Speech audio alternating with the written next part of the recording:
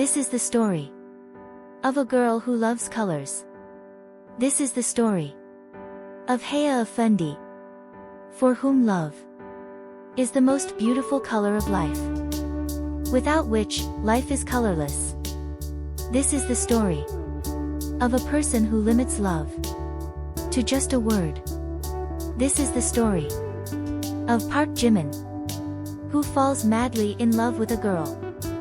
This is the story of that Jimin, for whom love is just a word. But when this word starts flowing through his veins like blood, even he does not realize.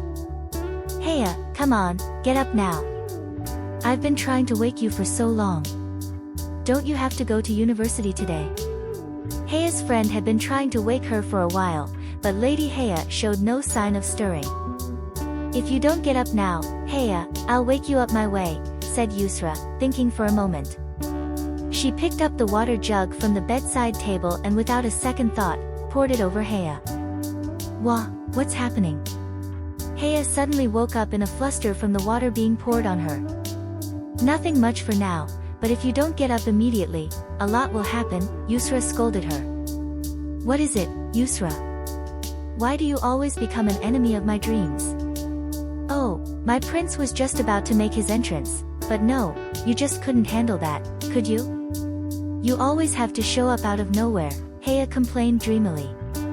Oh, my sweetie was dreaming about her prince? We're sorry, princess, for disturbing your dreams, but you know what? Whether you care for your life or not, we care a lot about you, Yusra teased Haya. What do you mean? Haya asked, confused. It means it's already 9 o'clock, and you've missed one lecture. Now, could you please get ready quickly, princess, so that you don't miss the next one? Otherwise, the professor might not let you into the class, and then you'll have to hear all sorts of comments from everyone, Yusra said, expressing her plight with a pitiful tone. What? It's 9 o'clock. Why didn't anyone wake me up? Haya screamed as she dashed towards the bathroom. Watching her, Yusra went downstairs to where Mrs. Effendi was sitting. After taking a shower, Haya came to her wardrobe and took out a beautiful long white frock adorned with pearls around the neck and intricate work on the borders. She put on the dress and glanced at herself in the mirror. Attractive gray eyes, a small nose, soft pink lips, and a mole on the left side of her lower lip, as if guarding it. Her thick, silky hair reached down to her waist. She tied it up neatly, creating a beautiful and elegant look. She didn't need much makeup, she just applied a light layer of lip gloss, grabbed her bag, and headed out. Mrs. Effendi, Haya greeted her mother lovingly with a hug. Effendi became upset at her daughter for calling her Mrs. Effendi. Do you see this, Yusra? Instead of calling me Mom, she directly calls me Mrs. Effendi, she said, looking at Haya with a complaining expression. Auntie, you know how she is. She enjoys teasing everyone, but she loves you a lot.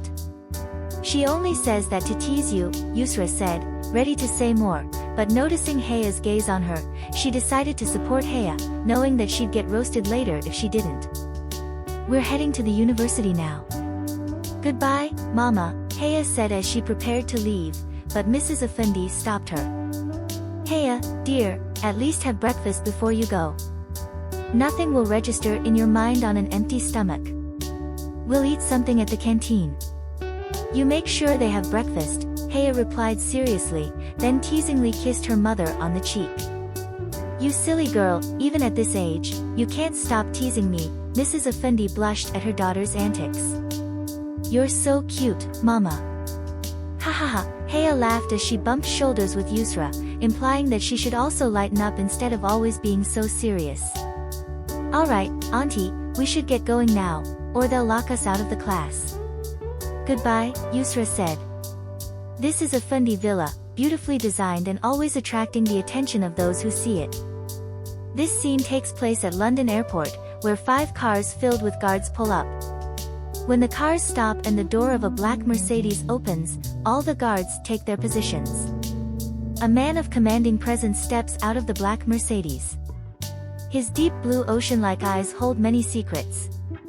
He has a dimple on his left cheek that rarely appears, a clean complexion indicating he doesn't smoke, light beard, rosy lips, and beautifully styled black hair set perfectly with gel. His forehead is clear and white, his face spotless. Dressed in a black suit, he looks very attractive. After stepping out of the car, he signals the guards to leave and walks inside, followed closely by his personal secretary. Many girls' hearts skip a beat upon seeing him, but he remains indifferent and moves forward. After attending their lecture, they headed to the canteen and started enjoying their burgers. "Tell me, Lizo, what kind of life partner do you prefer?" Haya asked Yusra, contemplating something.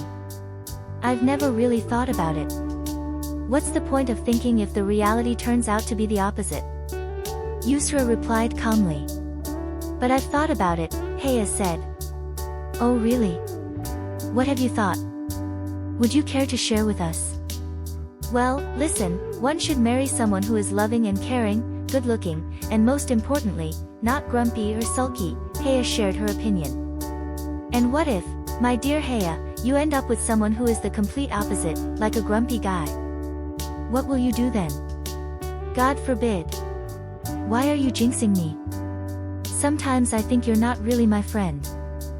"Friends aren't supposed to scare you all the time," Haya said, turning away in mock annoyance. Okay, sorry. Don't turn away like that, sit down. I won't say it again. Now, turn your attention back to me," Yusra quickly apologized, thinking that Haya might show a permanent grumpy side if she wasn't pacified. Upon stepping onto China soil, a wave of exhilaration washed over him. He took a deep breath of the open air. As he moved forward, many girls looked at him, but he walked straight ahead without casting even a glance at them, as he found such flirtatious types to be worse than poison. Further ahead, he saw a man holding a board with "Park Jimin" written in large, bold letters. Jimin gave the man a side smile, which was a significant gesture in itself, as the person was none other than his close friend Ziaf Malik. Seeing this, the driver opened the door of the black Mercedes. Both got in, and the car sped off towards their destination. "Ugh, I'm so exhausted today. It was such a difficult day," Haya said, letting out a long sigh. "Not only did I miss my classes, but I also had to use my brain extra hard." Yusra agreed, "Thank goodness tomorrow is Sunday. I'll get to rest, no stress.